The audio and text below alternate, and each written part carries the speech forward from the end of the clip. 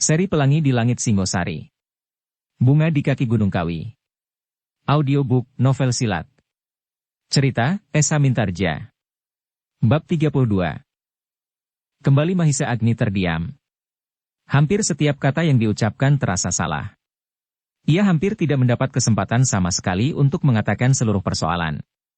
Di hadapan suasana yang panas itu, maka hampir dapat dipastikan bahwa kata-katanya akan mengalir seperti angin yang menggoyangkan daun-daun turi yang kini telah condong, karena tanahnya tempat berpegangan sedikit demi sedikit telah dihanyutkan air.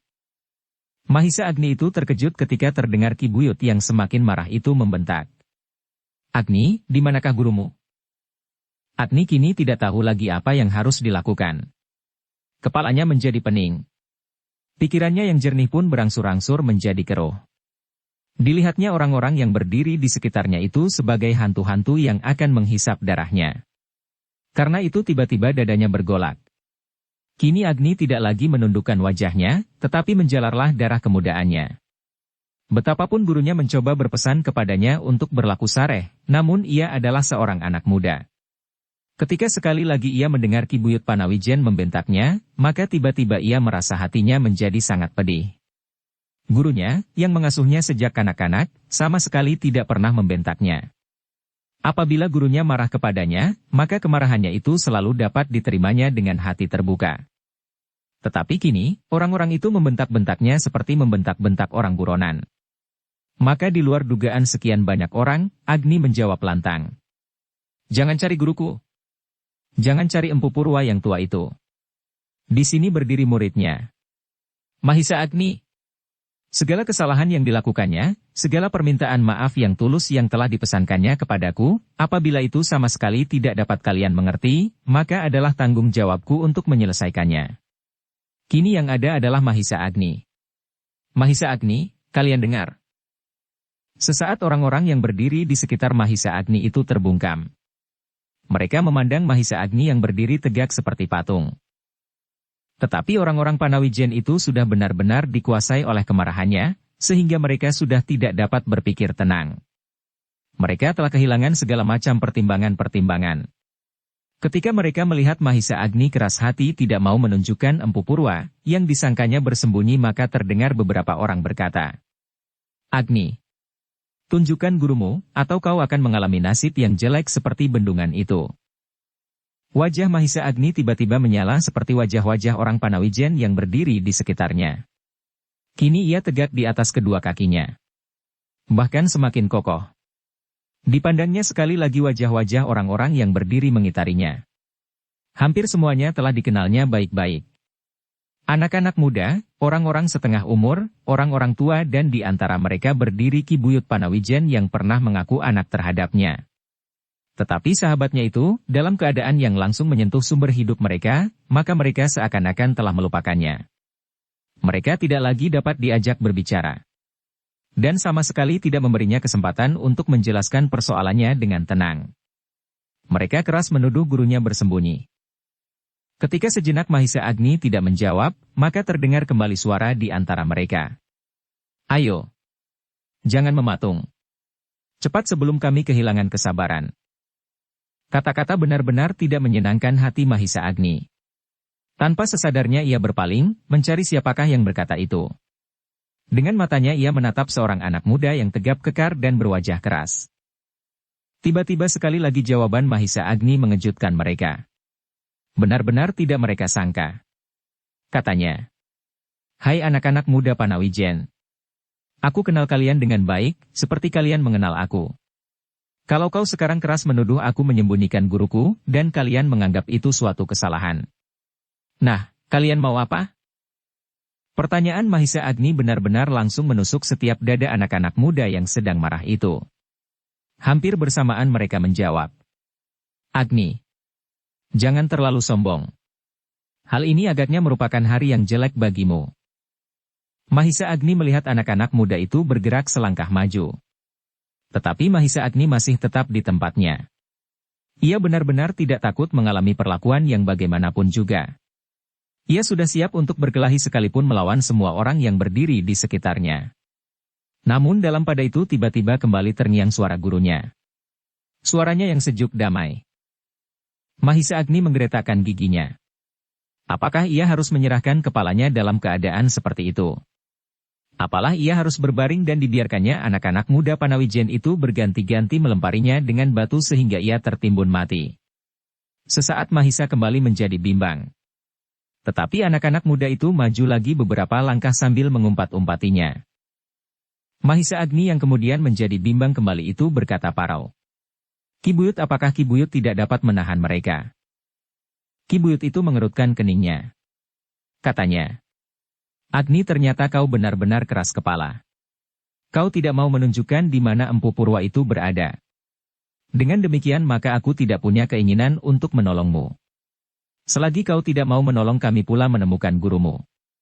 Gurumu yang telah benar-benar merusak hidup padukuhan ini dan hidupku. Anakku mati karena anaknya dan padukuhanku akan mati juga karena perbuatannya.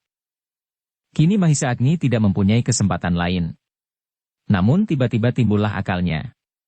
Tak apalah seandainya ia terpaksa sedikit menyombongkan dirinya, namun dalam pada itu ia masih berusaha untuk yang terakhir kalinya menghindarkan perkelahian atau bentrokan-bentrokan yang bisa saja tiba-tiba terjadi. Karena itu, maka tiba-tiba Mahisa Agni menengadahkan dadanya. Sepasang tangannya bertolak pinggang. Dengan lantangnya ia berkata kepada Ki Buyut Panawijen. Ki Buyut, kalau Ki Buyut masih menggugat kematian anakmu itu, maka menyesallah aku bahwa aku telah pernah menyelamatkannya. Di sini, di bawah bendungan ini Wiraprana itu hampir mati pula dibunuh oleh kuda sempana. Pada saat itu, Wiraprana mencoba bersombong diri, mencoba melawan kuda sempana meskipun maksudnya baik. Tetapi seandainya aku tidak menolongnya, maka umur Wiraprana telah putus pada saat itu pula. Pada saat belum tampak hubungan yang rapat antara putramu itu dengan putri guruku. Untuk kedua kalinya aku menyelamatkan nyawa putramu itu ketika ia menerima tantangan seorang anak muda dari Tumapel. Apakah Wiraprana tidak pernah mengatakannya? Anak muda itu bernama Mahendra. Akulah yang pada saat itu menamakan diriku Wiraprana dan bertempur melawannya. Kalau kemudian Wiraprana itu akhirnya terbunuh juga oleh kuda sempana, itu pun bukan sekedar salah putri guruku. Ki Buyut sendiri tidak pernah mencoba menjatuhkan hukuman apapun kepada kuda sempana. 2 kali aku dapat mengalahkannya di Panawijen, disaksikan oleh Ki Buyut sendiri. Di mana anak-anak muda Panawijen tak seorang pun yang berani berbuat apa-apa terhadap kuda sempana itu. Di mana anak-anak Panawijen sama sekali tidak berani marah kepada anak muda yang telah berusaha menodai padukuhan ini. Mahisa Agni berhenti sejenak. Ditatapnya setiap wajah yang berdiri mengitarinya. Ki Buyut, anak-anak muda dan kemudian orang-orang tua laki-laki perempuan. Kemudian katanya kepada anak-anak muda Panawijen. Nah, apa yang telah kalian lakukan untuk melindungi gadis itu? Tidak hanya pada saat terakhir, pada saat kuda sempana datang bersama aku. Tetapi sebelum itu. Sehari sebelum itu, kalian lebih senang bersembunyi. Kalian sama sekali tidak berani berbuat apa-apa melawan kuda sempana. Sekarang ternyata kalian dapat menjadi marah. Marah karena kepentingan kalian langsung yang kalian persoalkan. Karena kebutuhan kalian sendiri. Sekali lagi Mahisa Agni berhenti, sekali lagi ia memandang berkeliling. Kata-kata itu kata-kata pameleh yang diucapkan oleh Mahisa Agni itu, terasa menghunjam ke dalam dada setiap anak muda di Panawijen. Mereka merasa kebenaran kata-kata itu, bahwa mereka sama sekali tidak berani berbuat apa-apa atas kuda sempana. Ketika Ken Dedes minta perlindungan mereka maka mereka hanya berjejal-jejal tanpa berbuat sesuatu. Bahkan, ketika kuda sempana maju selangkah, mereka berloncatan tercerai-berai, meskipun kemudian ada juga keinginan mereka membela Ken Dedes, namun ketakutan merekalah yang selalu mencegah mereka. Meskipun demikian sudah tentu, anak-anak Panawijen yang merasa kehilangan sumber hidupnya, dan sedang dibakar oleh kemarahan itu tidak mau menerima ucapan itu begitu saja. Dalam nyala kemarahan, mereka merasa Mahisa Agni telah mengungkit-ungkit hal-hal yang memilukan bagi mereka. Maka jawab anak muda yang tinggi besar, berdada bidang dan berwajah keras. Agni, ternyata kau mencoba menggugat lagi. Apapun yang kami lakukan sama sekali bukan suatu kesalahan. Kami benar-benar tidak berani melawan kuda sempana. Apa salah kami? Apakah ada seorang yang dapat memaksa kami untuk melakukan perbuatan yang kami tidak berani melakukan? Apalagi gadis itu bukanlah langsung berhubungan dengan kepentingan kami. Nah, bendungan adalah sumber hidup kami. Bendungan bagi kami jauh lebih berharga dari seorang gadis, meskipun gadis itu bernamakan Dedes Putri Empu Purwa. Biarlah orang mengatakan bahwa kami terlalu mementingkan diri kami. Tetapi bukan diriku sendiri. Diri kami adalah seluruh penduduk Panawijen. Mahisa Agni menggeletakkan giginya. Dengan lantang ia menjawab. Bagus. Kalau kau sekarang menjadi seorang pemberani karena kepentinganmu. Kepentingan kamu sekalian. Nah, ayo lakukan kehendakmu atasku. Aku adalah Mahisa Agni, murid Empu Purwa yang telah mampu mengalahkan kuda sempana yang kau takuti. Kalau kalian tidak berani melawan kuda sempana, dan kuda sempana itu dapat aku kalahkan, bahkan kalau aku mau aku dapat membunuhnya, maka apa arti kalian itu bagiku? Setiap langkah yang kalian buat, tebusan adalah nyawa kalian. Tanganku akan mampu membunuh seseorang dengan satu pukulan. Nah, marilah. Marilah, siapa yang ingin mati lebih dahulu? Barangkali kalian berpikir, lebih baik mati karena tanganku daripada mati kelaparan. Mungkin kemudian aku akan mati pula karena lawan terlalu banyak. Tetapi aku berkata sesungguhnya, bahwa lebih dari separuh dari kalian akan mati juga bersama aku. Kata-kata itu bergetar seperti getaran guruh yang menggelegar di langit. Kata-kata yang diucapkan oleh Mahisa Agni yang dengan sepenuh tenaga mencoba menahan perasaannya. Disusunnya kalimat-kalimat itu dengan cermatnya. Dicobanya menyombongkan dirinya untuk menakut-nakuti anak-anak muda Panawijen. Ia mengharap anak-anak muda itu menjadi ngeri dan mengurungkan niatnya, memaksanya untuk mempertahankan diri. Sesaat Mahisa Agni menunggu apa yang akan mereka lakukan. Mahisa sadar, apabila anak-anak Panawijen benar-benar menjadi pemberani, maka kata-katanya akan mempercepat peristiwa yang sama sekali tidak dikehendaki oleh gurunya. Namun beberapa saat anak-anak muda Panawijen itu masih berdiam diri. Ketika Mahisa Agni sekali lagi memandangi mereka maka tampaklah perubahan pada wajah-wajah mereka.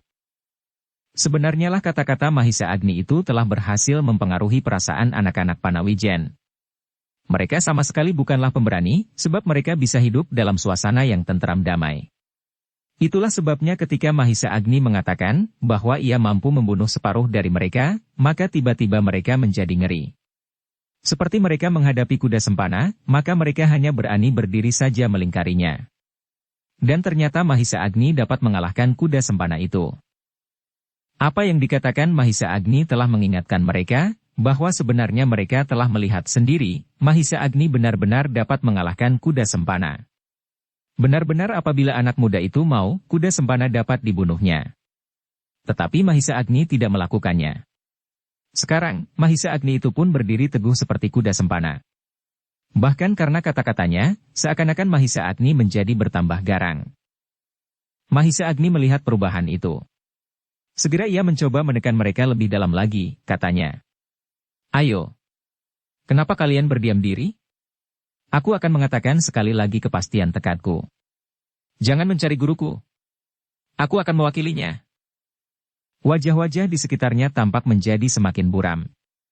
Warna-warna merah yang merayapi wajah itu menjadi semakin padam. Dan terdengar Mahisa Agni meneruskan. Nah, ingat, apa yang dapat aku lakukan atas kuda sempana itu? Aku seorang murid Empu Purwa. Lalu apakah yang dapat dilakukan oleh guruku itu? Kalau kalian benar-benar ingin menemuinya dan akan menghukumnya, dengarlah lebih dahulu. Empu Purwa telah memecahkan bendungan ini karena luapan perasaannya. Bendungan yang tak dapat digoyahkan oleh banjir yang setiap tahun, setiap musim hujan itu, ternyata pecah oleh tangannya. Kalian dengar? Pecah karena tangannya. Bagaimana kalau tangan itu menyentuh kepala kalian? Yang mendengar kata-kata itu segera mengerutkan lehernya. Alangkah mengerikan. Tangan itu dapat memecahkan bendungan. Ya, bagaimana kalau tangan itu menyentuh kepala mereka? Mahisa Agni tidak melepaskan kemungkinan yang semakin baik itu. Dengan suara gemuruh ia meneruskan. Nah, anak-anak muda Panawijen. Apakah yang akan kalian lakukan sekarang? Kalau kalian merasa bahwa kalian telah berbuat untuk kepentingan kalian, maka Empu Purwa pun berbuat untuk kepuasannya. Hai, orang-orang tua di Panawijen. Katakanlah kepada anak cucumu yang sedang dibakar oleh kemarahannya. Siapakah yang telah membuat bendungan itu? Siapa? Apakah kalian pada saat kalian membuka tanah pertanian di Panawijen ini telah membuat bendungan itu?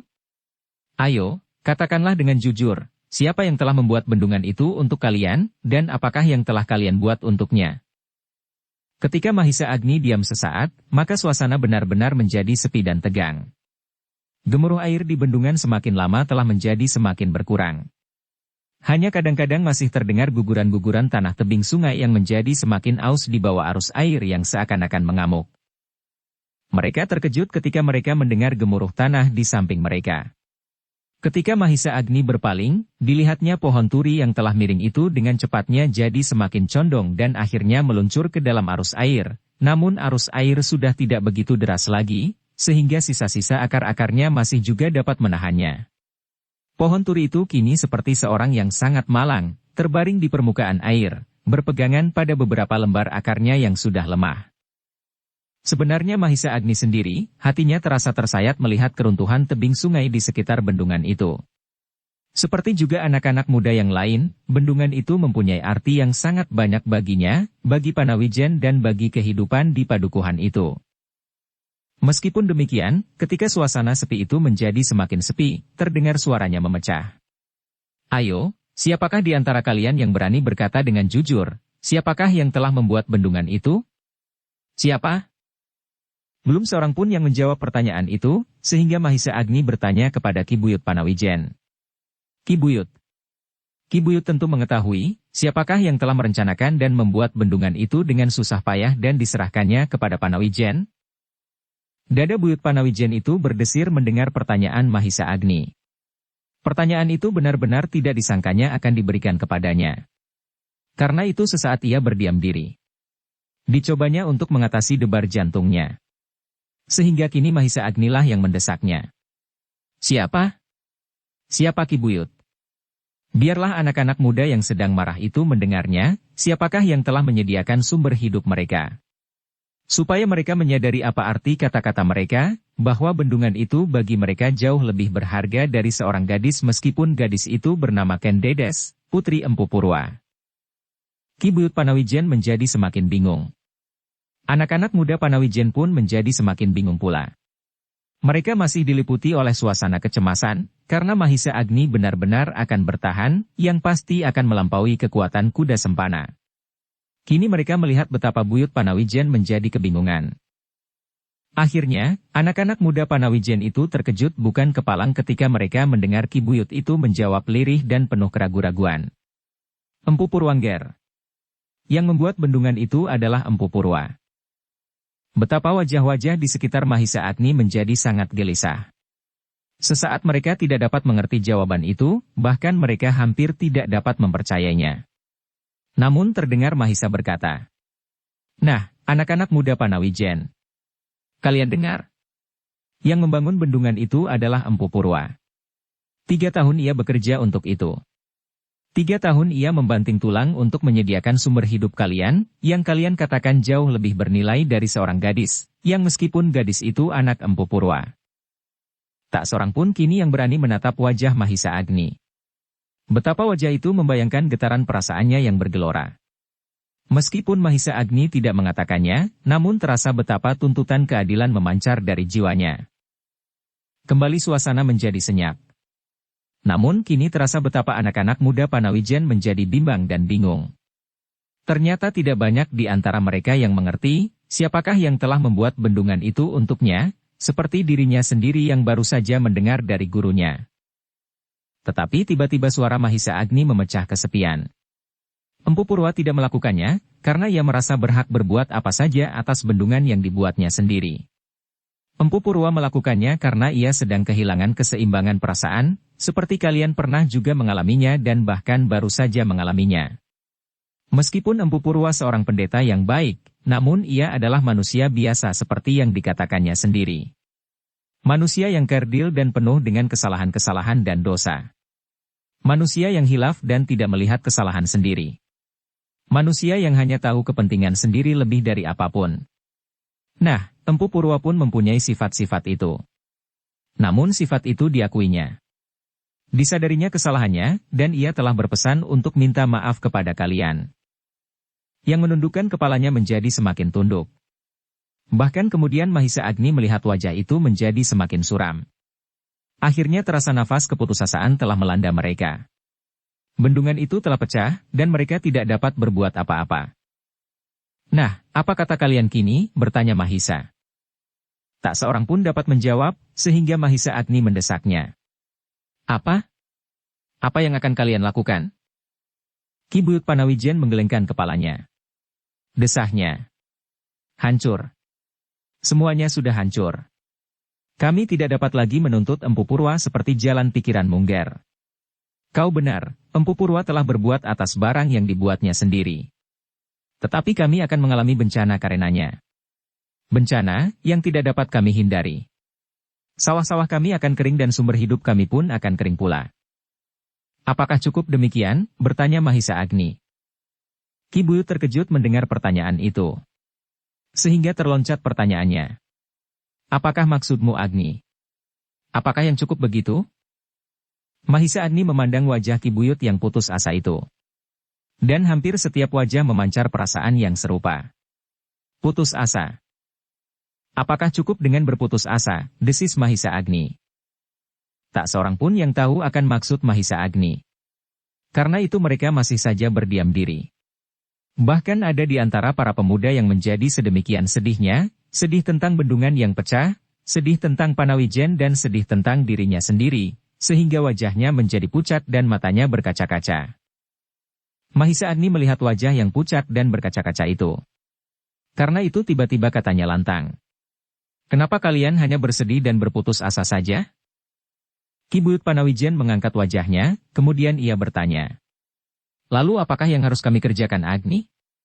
Sumber hidup kami telah hancur. Kami tidak akan dapat bersawah tanpa air. Mahisa Agni kini merasa kebenaran kata-kata gurunya. Ia harus membangunkan rakyat Panawijen yang sedang tertidur itu. Maka katanya kemudian. Nah, kalau demikian marilah kita bersama-sama memandang ke hari depan. Jangan kita kini saling salah menyalahkan dan menganggap diri kita masing-masing dalam kebenaran. Karena di lain persoalan yang kita tanggapi, mungkin tanggapan kita berbeda-beda. Dengan demikian kita seakan-akan menganggap kebenaran ada pada diri kita masing-masing. Kini marilah kita lupakan. Marilah kita melihat sumber kesalahan yang paling dalam. Semuanya ini adalah karena nafsu kuda sempana yang berlebih-lebihan. Nafsunya yang tidak terkendali. Namun kita semua pun telah berbuat kesalahan pula. Kenapa kita tidak berbuat sesuatu atas kuda sempana itu dahulu? Aku telah mengalahkannya, tetapi aku tidak membinasakannya sama sekali, sebab aku sangka ia akan menyadari kesalahannya. Tetapi ternyata akibatnya menjadi semakin panjang.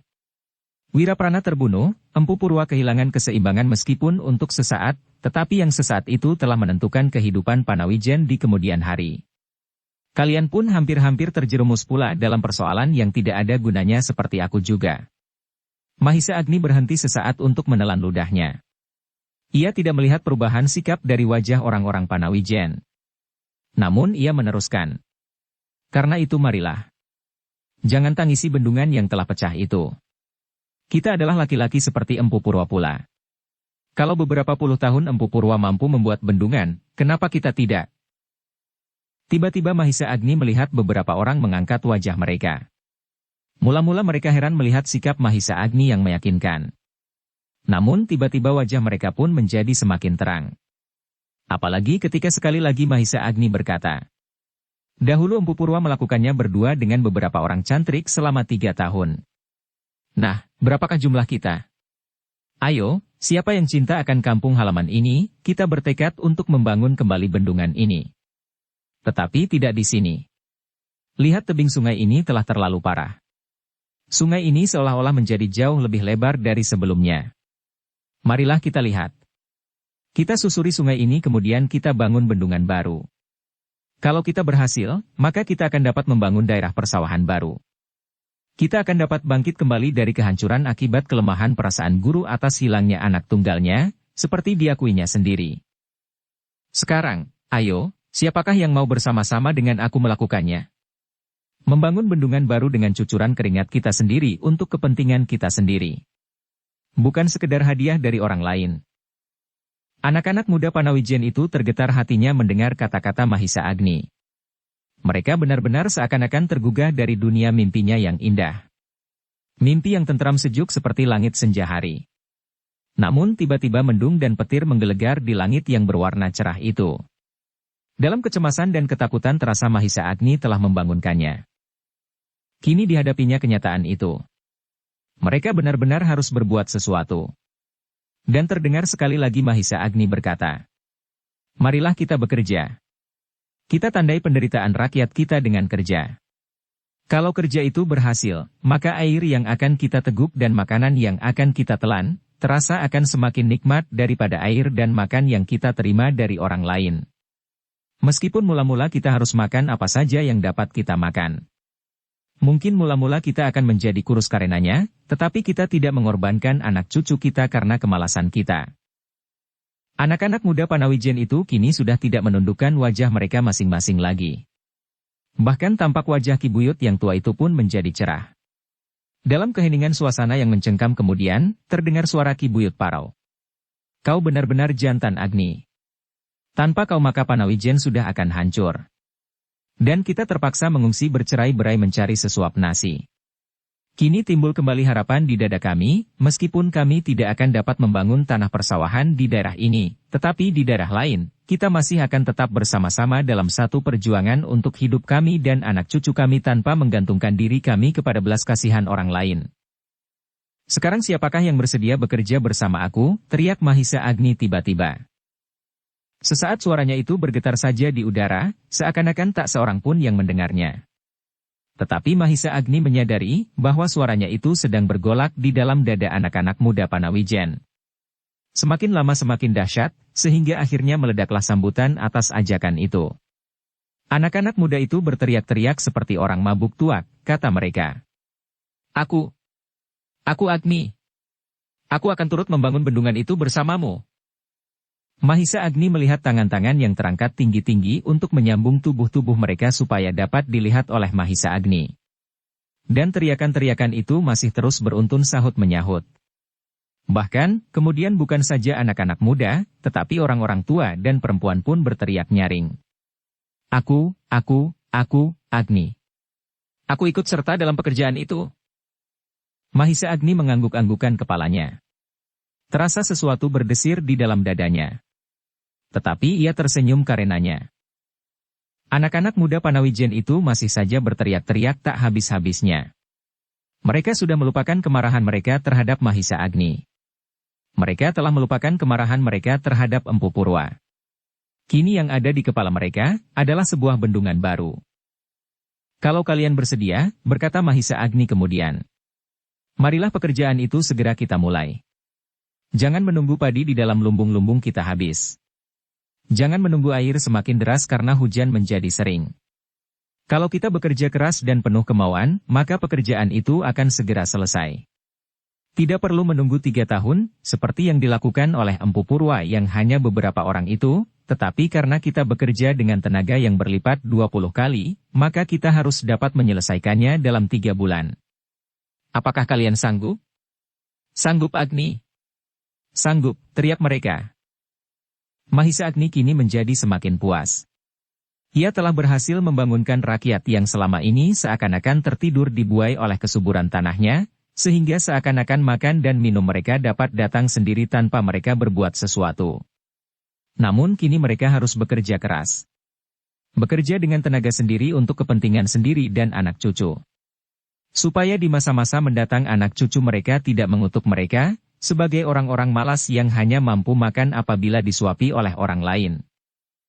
"Kalau demikian," berkata Mahisa Agni kemudian, "sekarang marilah kita pulang.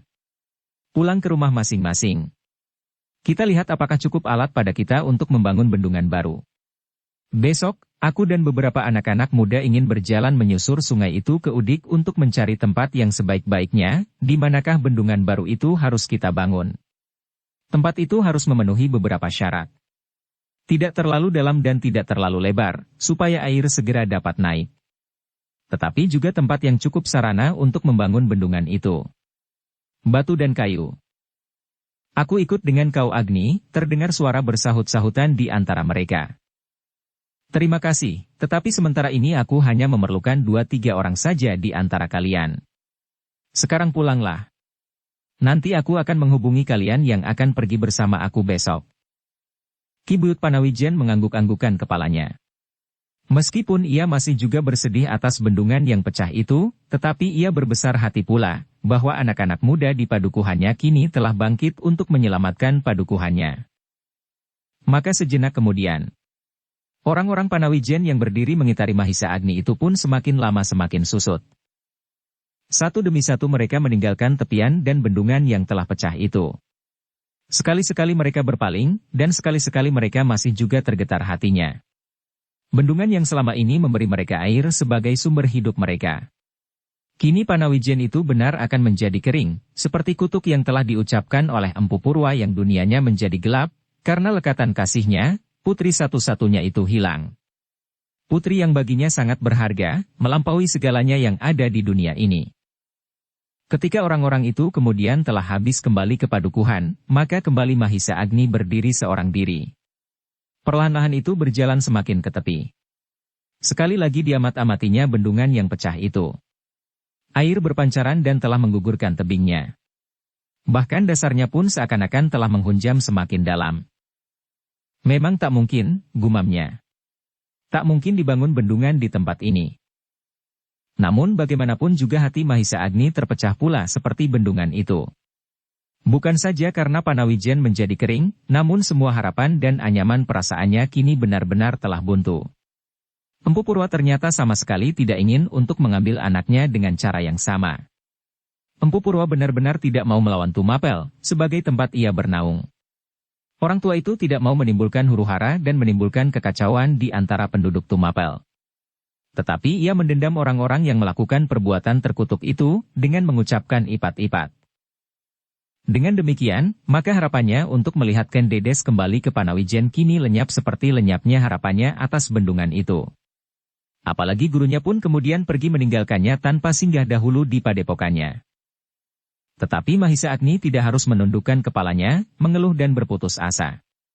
Ia baru saja berbicara di hadapan orang-orang Panawijen. Apakah mereka hanya cukup berputus asa? Ternyata kata-katanya itu tidak saja bermanfaat bagi orang-orang Panawijen, tetapi juga bermanfaat bagi dirinya sendiri. Ternyata kata-kata itu pun tertuju pula kepada dirinya sendiri dalam segi-segi yang berbeda. Mahisa Agni mengangkat wajahnya. Dadanya terasa berdebat. Tetapi kemudian ia mendapat kekuatan pula dalam dirinya. Kekuatan seperti yang didapatkan oleh orang-orang Panawijen yang lain. Karena itu, maka Mahisa Agni kini tidak lagi memandang bendungan itu dengan kepala tunduk. Pecahnya bendungan itu baginya merupakan tantangan yang harus dijawabnya. Ia tidak boleh menghindarinya, melarikan diri dari kewajiban seperti yang dikatakannya sendiri kepada orang-orang Panawijen. Dan Mahisa Agni pun kemudian segera menyiapkan dirinya menjawab tantangan itu. Mahisa Agni itu pun kemudian berjalan pula meninggalkan bendungan yang telah pecah itu. Di kejauhan masih dilihatnya punggung-punggung orang Panawijen yang berjalan perlahan-lahan meninggalkan bendungan itu pula. Mereka telah bangun dari tidurnya yang nyenyak, dan aku pun harus bangun pula dari tidurku yang dipenuhi oleh mimpi yang mengerikan, desis Mahisa Agni. Demikianlah Mahisa Agni, di keesokan harinya mulai dengan pekerjaannya. Ia telah memilih beberapa anak-anak muda, dan 3 di antaranya akan dibawanya menyusuri sungai memilih tempat yang paling tepat untuk membangunkan bendungan barunya. Pekerjaan itu bukanlah pekerjaan yang mudah bagi Mahisa Agni. Membuat bendungan, betapapun sederhananya, namun diperlukan pengenalan atas tempat di mana bendungan itu akan dibangun, alat dan bahan-bahan yang dapat dipergunakannya. Meskipun demikian Mahisa Agni telah membulatkan tekadnya, bahwa ia akan mampu membangunkannya bersama-sama dengan anak-anak muda Panawijen. Hari itu, Mahisa Agni bersama 3 orang kawan-kawannya berjalan menyusuri sungai itu. Pagi-pagi benar mereka berangkat. Mereka mengharap bahwa hari itu juga, mereka akan mendapatkan tempat yang mereka cari. Bagi Mahisa Agni perjalanan itu sendiri, bukanlah perjalanan yang berarti baginya. Kesulitan yang akan dihadapi adalah memilih tempat yang baik, yang mungkin dibuat bendungan. Tetapi bagi ketiga kawan-kawannya, yang seakan-akan tidak pernah mengenal jalan yang keluar dari padukuhan mereka, merasa bahwa perjalanan itu adalah perjalanan yang sangat berat. Perjalanan yang akan memerlukan keterampilan, kekuatan dan tekad yang menyala-nyala. Namun Mahisa Agni selalu menguatkan hati mereka. Bahwa apa yang akan mereka lakukan adalah sebuah tamasya yang menyenangkan. Apakah kita akan menyusur sungai itu sampai ke padang rumput karautan? Bertanya salah seorang dari mereka. Ya. Bahkan padang rumput karautan merupakan kemungkinan yang pertama-tama. Padang itu apabila mungkin dialiri, maka pasti akan menjadi tanah yang subur, jawab Agni. Tetapi bagaimana dengan hantu karautan itu? Kau terlambat, sahut Agni sambil tertawa. Hantu itu telah pergi. Ketiga anak muda itu terdiam. Tetapi mereka masih mencemaskan hantu yang menakutkan itu, sehingga Mahisa Agni terpaksa menjelaskan. Aku mendengar dari hantu itu sendiri, bahwa ia akan segera meninggalkan padang rumput ini. Tampaklah ketiga kawan-kawannya itu kurang percaya. Salah seorang daripadanya berkata, "Ah, apakah kau pernah bertemu dengan hantu itu?" "Ya." "Dan kau masih tetap hidup?" Mahisa Agni tersenyum. Katanya, "Hantu itu tidak sejahat kata orang. Kalau kita tidak mengganggunya, maka hantu itu pun tidak akan marah." Kembali tampak wajah-wajah anak muda itu kurang percaya. Berkata salah seorang, "Mungkin hantu itu menipumu Agni. Bukankah hantu sering menipu orang?" "Tidak, dan bukankah di padang rumput sekarang tidak pernah lagi terdengar berita tentang hantu itu? Bukankah hantu itu menetapi janjinya?" Tetapi Mahisa Agni itu terkejut ketika terdengar kawannya itu menjawab, "Aku masih mendengar bahwa seseorang bertemu dengan hantu itu lagi Agni." Mahisa Agni mengerutkan keningnya. Tetapi ia tidak segera menjawab, sehingga kawannya itu berkata, "Agni, mungkin kau terlalu sibuk memikirkan dirimu sendiri, memikirkan lukamu dan mungkin juga hilangnya adikmu dan terbunuhnya bakal iparmu itu, sehingga kau tidak pernah mendengar bahwa dalam beberapa hari ini hantu karautan itu telah menampakkan dirinya kembali." Mahisa Agni benar-benar heran mendengar keterangan itu. Katanya, "Aku tidak dapat mengerti kata-katamu itu. Hantu itu sudah berjanji kepadaku." "Apakah kau dapat mempercayai mulut hantu?" bertanya kawannya yang lain. Di dalam dadanya. Tetapi ia tersenyum karenanya. Mahisa Agni menarik nafas dalam-dalam. Ia tahu benar bahwa Ken Arok ini telah berada di istana Tumapel. Tetapi apabila benar-benar hantu karautan itu timbul lagi, pasti sama sekali bukan Ken Arok. Tetapi siapa? Meskipun demikian Mahisa Agni itu menjawab, "Ah, mungkin berita itu berita yang belum pasti kebenarannya. Mungkin seseorang yang ketakutan karena bertemu dengan orang lain, disangkanya hantu karautan itu datang kembali." "Tidak Agni. Kabar itu telah aku dengar dari orang yang mendengar langsung cerita seseorang yang mengalami sendiri." "Apa katanya?" "Ketika orang itu menyangka bahwa hantu karautan benar-benar sudah tidak ada, setelah sekian lama hilang beritanya maka ia memberanikan diri pulang sendiri di malam hari dari Tumapel, setelah ia mengunjungi saudaranya dan menukarkan kerisnya dengan milik saudaranya itu. Tetapi tiba-tiba di padang ia bertemu dengan hantu itu." "Apa yang dilakukan oleh hantu itu?" "Mencegatnya. Dan memukulnya seperti memukuli seorang penjahat." Mahisa Agni menarik nafas dalam-dalam. Keris yang dibawanya dari Tumapel itu dirampasnya. "Tidak. Hantu itu tidak mengambil apa-apa darinya. Tetapi orang itu dipukuli sampai pingsan. Kemudian ditinggalkannya." Mahisa Agni mengerutkan keningnya. Aneh. Hantu yang dikenalnya dahulu, selalu merampas dan merampok orang-orang yang lewat. Tetapi hantu yang sekarang itu hanya memukuli saja sampai pingsan. Aneh, desisnya tanpa disengajanya. "Apa yang aneh?" bertanya seorang kawannya. "Hantu itu," sahut Mahisa Agni. "Kenapa aneh? Bukankah hantu dapat saja berbuat apa saja sekehendaknya? Sifat hantu itu berubah. Bukankah kita dahulu selalu mendengar bahwa korban hantu karautan, sebagian besar pasti mati? Dan semua kekayaan yang dibawanya habis dirampas? Mungkin orang itu disangkanya mati pula." Mahisa Agni terdiam. Dicobanya untuk mencari kemungkinan, apakah kira-kira yang telah terjadi di padang karautan itu. Tetapi dengan kabar itu ia menduga bahwa hantu yang baru ini sama sekali bukan hantu yang sudah dikenalnya. Hantu ini seakan-akan hanya ingin melepaskan dendam di hatinya, bukan merampok apalagi membunuh.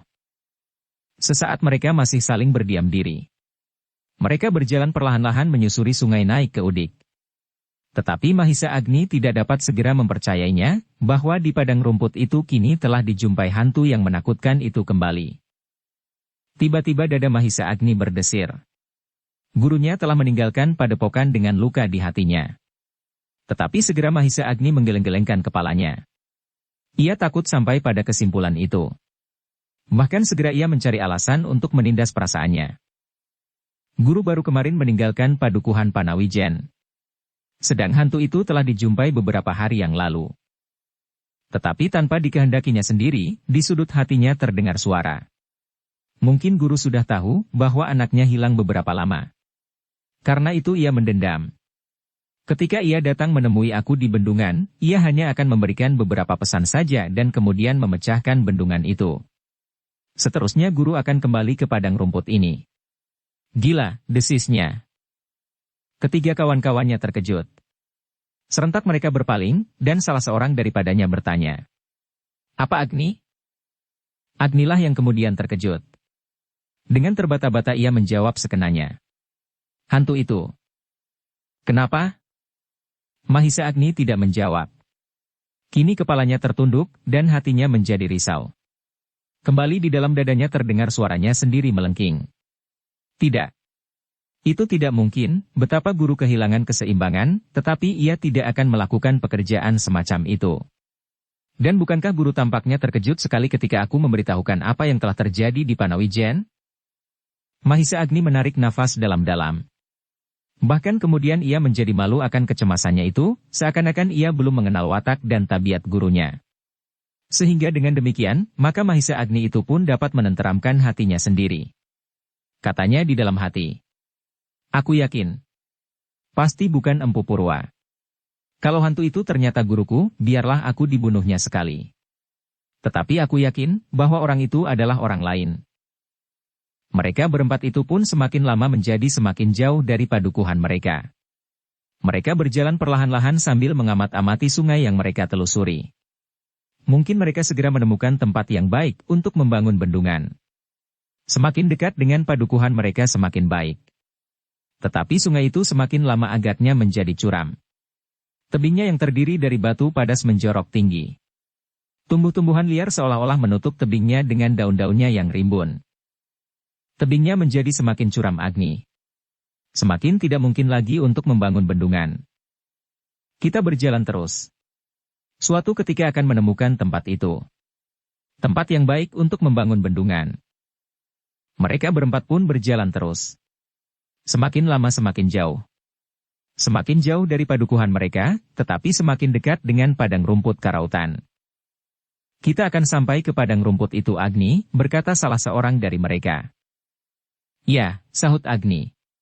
Sudah aku katakan, kita akan memasuki padang rumput itu. Tetapi hantu itu? Dan istrinya Ratih. Mahisa Agni mengerutkan keningnya. Kemudian jawabnya.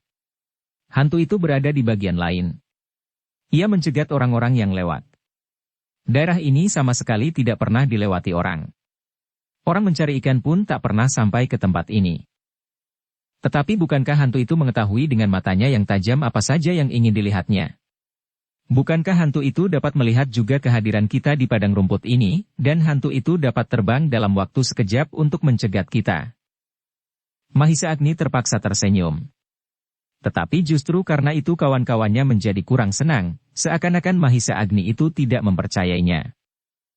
Jangan cemas. Kalau hantu itu benar-benar kembali ke padang karautan, biarlah ia menemui aku. Aku sudah kenal baik dengan hantu itu. Ketiga kawan-kawannya terdiam. Mereka merasa bahwa Mahisa Agni tidak mempercayai cerita mereka, atau seandainya anak muda itu percaya, agaknya ia sama sekali tidak takut, sehingga ketiga kawan Agni itu mempunyai tanggapan yang aneh kepadanya. Campur baur antara cemas, curiga dan berbangga. Sementara itu matahari semakin lama semakin tinggi memanjat langit.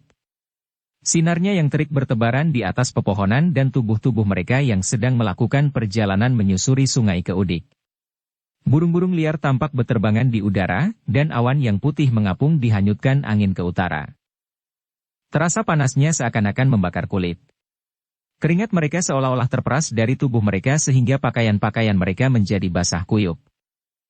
Panasnya bukan main, salah seorang kawan Mahisa Agni mengeluh. Ya, sahut yang lain. Tetapi Mahisa Agni masih saja berdiam diri. Ia sudah terlalu biasa dengan panas di perjalanan. Meskipun kawan-kawan mereka adalah petani-petani yang biasa berjemur di sawah, namun kali ini mereka dirayapi oleh perasaan takut dan cemas, sehingga seakan-akan sinar matahari itu menjadi jauh lebih panas dari matahari di Panawijen. Apalagi ketika kemudian mereka melihat sebuah padang rumput terkapar di hadapan mereka. Di sana-sini mereka melihat gerumbul-gerumbul liar bertebaran. Padang rumput itu adalah padang yang langsung berhubungan dengan padang rumput karautan. Ketika mereka mulai menginjakkan kaki-kaki mereka di atas padang itu, Mahisa Agni melihat betapa kecurigaan mencengkam hati mereka. Jangan cemas, desis Mahisa Agni. Padang ini belum padang karautan. Tetapi kata-kata penenang itu sama sekali tidak menenangkan hati mereka. Ketiga kawan-kawan Mahisa Agni itu masih saja diliputi oleh perasaan cemas dan ngeri. Mereka mengharap bahwa sebelum mereka memasuki padang karautan, mereka telah menemukan tempat itu. Tempat yang baik untuk membuat bendungan. Mahisa Agni melihat bahwa ketiga orang itu hampir tak sanggup lagi berjalan karena kecemasannya. Pada ketiga kawannya itu tampak sifat-sifat anak-anak muda Panawijen yang sebenarnya. Kadang-kadang Mahisa Agni menjadi geli melihat bagaimana anak-anak itu dengan nafsu yang menyala-nyala berteriak. Aku sanggup, aku sanggup. Namun apabila di hadapannya membayang kesulitan dan bahaya, maka terasa hatinya berkerut sebesar menir. Seperti apa yang pernah terjadi atas mereka di hadapan kuda sempana. Dan apa yang akan dilakukan terhadapnya sendiri. Kini ketakutan itu berulang kembali menghadapi hantu karautan yang belum pasti adanya.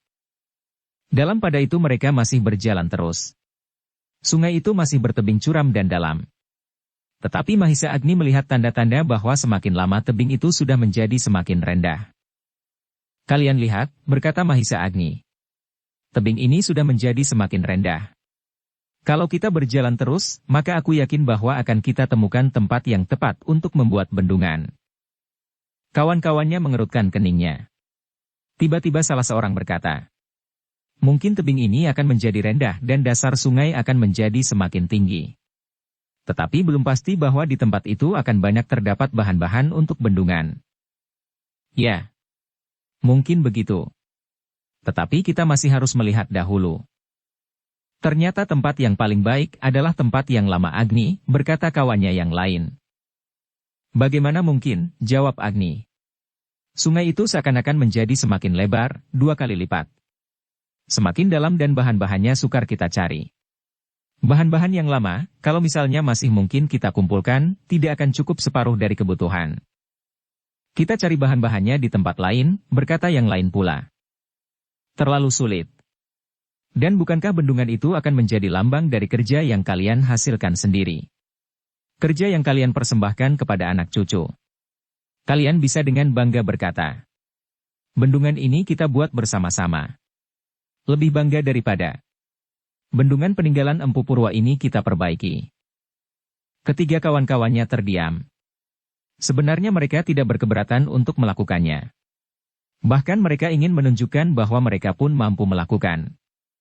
Tetapi ketika tiba-tiba mereka melihat padang karautan, maka hati mereka menjadi ragu-ragu. Bukan karena kesulitan untuk mendapatkan tempat dan bahan-bahan, tetapi mereka ragu-ragu apakah hantu karautan akan membiarkan mereka membuat bendungan dan mengubah padang rumput kekuasaannya. Mahisa Agni seakan-akan dapat meraba gejolak hati mereka, sehingga tiba-tiba pula ia berkata, jangan takut akan hantu itu. Yakini kata-kataku. Hantu itu tidak terlalu berbahaya. Dan bukankah kita berempat? Ketiga kawan Mahisa Agni masih berdiam diri. Mereka berjalan sambil menundukkan wajah-wajah mereka. Hanya sekali-sekali mereka memandang tebing sungai yang curam dan ditumbuhi oleh gerumbul-gerumbul liar. Sementara itu matahari menjadi semakin lama semakin jauh menuju ke puncak langit. Bahkan sesaat kemudian, matahari itu telah melampaui titik tertinggi, dan perlahan-lahan merayap turun ke barat. Semakin lama semakin rendah menuju ke balik bukit. Semakin rendah matahari, ketiga kawan-kawan Mahisa Agni menjadi semakin cemas. Bahkan kemudian salah seorang di antara mereka berkata, apakah kita berjalan terus Agni? Ya, sampai kita menemukan tempat itu. Bagaimana kalau kita kemalaman di perjalanan? Ah, itu sama sekali bukan soal. Bukankah kita membawa bekal untuk keperluan itu? Tetapi Mahisa Agni tahu maksud pertanyaan itu sebenarnya. Mereka sama sekali tidak cemas tentang bekal mereka, tetapi mereka cemas apabila mereka bertemu dengan hantu karautan. Ketiga kawan-kawan Mahisa Agni itu kembali berdiam diri. Hanya sekali-sekali mereka memandang langit yang semakin sejuk.